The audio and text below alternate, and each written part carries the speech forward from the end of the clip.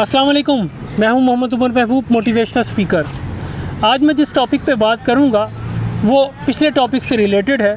Last video में हमने जिन तलबा की बात की थी वो ऐसे तलबा थे जो कि एहसास कमतरी का शिकार होते हैं, और आज हम जिन तलबा की बात करेंगे वो ऐसे तलबा हैं जो कि एहसास बरतरी का शिकार हैं। जिस तरह एहसास कमतरी एक बीमारी है, मैं समझता हूँ एहसास बरतरी उससे बड़ी बीमारी है। आमतौर पर इससे छुटकारा पाना बहुत मुश्किल होता है और बाज़ औक़ात नामुमकिन होता है। ये यूँ कह लें कि ये एक लाइलाज मर्ज़ भी है। ऐसे तलबा अपने आप को ज़्यादातर बहुत काबिल समझते हैं, होशियार समझते हैं, दूसरों के मुकाबले में अपने आप को बहुत बेहतर समझते हैं, दूसरों को कमतर हकीर समझते हैं, गरूर व तकब्बुर इनके अंदर बहुत ज़्यादा होता है।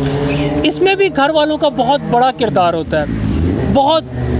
बहुत ही बड़ी वजह किसी भी तालिब इल्म को एहसास बरतरी का शिकार करने में उसके वालिदैन और टीचर्स का हाथ होता है।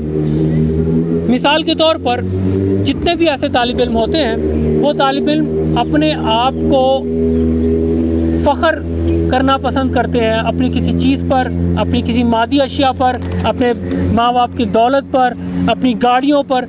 ऐसे बच्चे क्लास में अपने आप को चौधरी समझते हैं, दूसरे बच्चों को अपने क्लास फेलोज़ के साथ बदतमीज़ी से पेश आते हैं। उनके लफ्ज़ों में ऐसे अल्फाज का चुनाव बहुत ज़्यादा होता है जिससे गरूर व तकब्बुर नज़र आए। मिसाल के तौर पर, तू क्या है, तू क्या चीज़ है, तूने अपने आप को समझा हुआ क्या है, इस तरह की चीज़, तेरी औकात क्या है। ऐसे लफ्ज़ का इस्तेमाल एहसास बरतरी के तालिब इल्म बहुत ज़्यादा करते हैं। मैं एक स्कूल में पढ़ाता था और उस स्कूल में एक क्लास टीचर किसी वालिद साहब को उस बच्चे की शिकायत कर रहे थे। बच्चा भी सामने बैठा हुआ था। वो मेरी क्लास नहीं थी, ना मैं उस क्लास में कोई क्लास पढ़ाता था, इसलिए मैं उस बच्चे को भी नहीं जानता था। मैं बस स्टाफ रूम में अपने फ्री पीरियड पे बैठा हुआ अपना काम कर रहा था और वैसे ही इस सारे मसले को देख रहा था जिसमें टीचर जो थे उस बच्चे की शिकायत कर रहे थे कि इसके अंदर ऐसी बात है, इसके अंदर ये बात है, इसको ऐसा होना चाहिए। मैं खामोशी से सुन रहा था।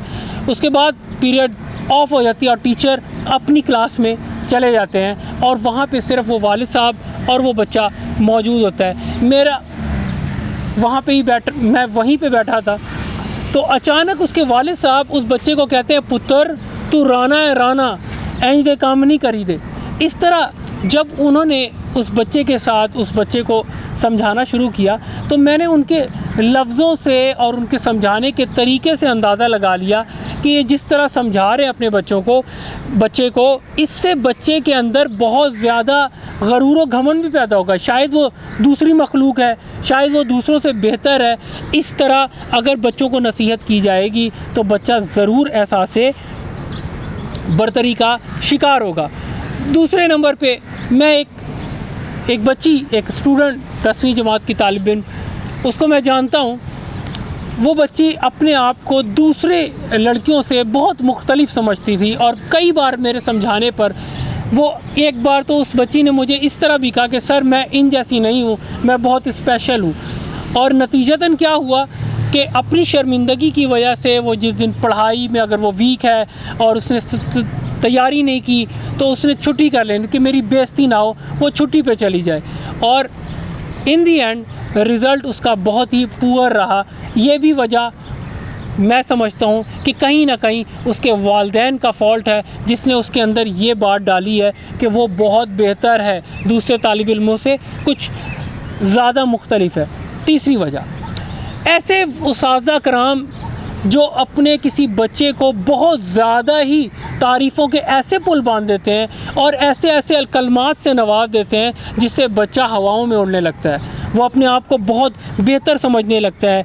मैं समझता हूँ इस तरह भी अगर कोई किसी कामयाबी पर कोई उस्ताद, कोई टीचर, कोई फ़ीमेल टीचर अपने किसी बच्चे को इस तरह क्रेडिट दें कि उसे ऐसा लगे कि जैसे वो सुपर जीनियस किस्म का कोई बच्चा है, तो इस तरह भी एक बच्चा एहसास बरतरी का शिकार हो जाता है। ऐसा कभी भी नहीं करना चाहिए किसी उस्ताज़ा कराम को कि वो कोई भी उस्ताद साहब हैं या फीमेल टीचर है, कोई प्रिंसिपल है या घर वाले हैं, किसी कामयाबी पे इस तरह क्रेडिट नहीं देना चाहिए कि उस बच्चे को ये बताया जाए यस बेटा तुम कमाल के हो। सबसे पहले एक किसी भी बच्चे को ये बताया जाए कि आप अपनी कामयाबी पर अल्लाह का शुक्र अदा करो। इस कामयाबी की सबसे बड़ी वजह अल्लाह ताला का करम है आप पर। दूसरे नंबर पे उसे ये बताया जाए कि आप भी काफ़ी आपने मेहनत की है, ये आपकी मेहनत की वजह से भी मुमकिन हुआ है, और आगे भी इंकसारी से पेश आओ और आगे भी मेहनत करोगे तो इस तरह की कामयाबी मिलेगी। आज के जदीद दौर में एहसास बरतरी की एक और किस्म भी मंजर आम पे आई है, और वो है सेल्फ़ी स्टेटस। आजकल एहसास बरतरी के कई तालिब इल्म अपने व्हाट्सएप स्टेटस पे और अपने सेल्फ़ी लगा से फेसबुक पे सेल्फ़ी अपलोड करके इस तरह के जुमले लिखना, मी एंड ओनली मी, और इस तरह के और भी बहुत से इस तरह के कलमात जो मैं शायद अभी ना बता पाऊँ, इससे भी नज़र आता है एक बच्चा कितना गरूर व तकब्बुर में मुब्तला है। ऐसे बच्चों को के लिए वालिदैन को सबसे पहले क्या करना पड़ेगा? वालिदैन को चाहिए ऐसे बच्चों के अंदर इनकसारी पैदा करें।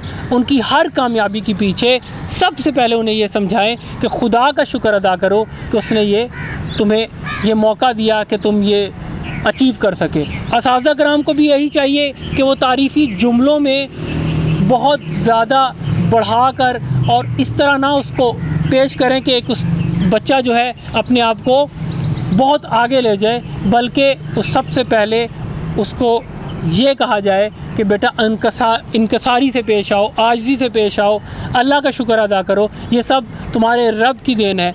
और अगर कभी उस्ताद ये महसूस करे कि इस बच्चे के अंदर गरूर व तकब्बुर बहुत ज़्यादा है, घमंड बहुत ज़्यादा है, तो उसके साथ कुछ सख्त अल्फाज भी उसको कहे। ऐसे लफ्ज़ ज़रूर उसके सामने कहे जिससे उसे चोट पहुँचे। आम अल्फाज में उसकी बेइज्जती करे, ये बहुत ज़रूरी है, और ये बहुत आब हयात का काम करेगा इन बच्चों के लिए जो एहसास बरतरी का शिकार है। ऐसे बच्चों का मुस्तकबिल क्या है? अगर तो ये एहसास बरतरी की इस बीमारी से निकल पड़ते हैं तो उन बच्चों के अंदर इनकसारी बहुत ज़्यादा आ जाती है, वो बच्चे ज़्यादा आजिज़ हो जाते हैं और फिर बहुत ज़्यादा कामयाब होते हैं। लेकिन अगर ये इस बीमारी से नहीं निकलते हैं तो ज़िंदगी में कहीं ना कहीं उन्हें बहुत बड़ी नाकामी, ज़िल्लत और रुसवाई का एक बार कम से कम ज़रूर सामना करना पड़ेगा। मिलते हैं एक नई वीडियो के साथ, तब तक के लिए अस्सलाम वालेकुम।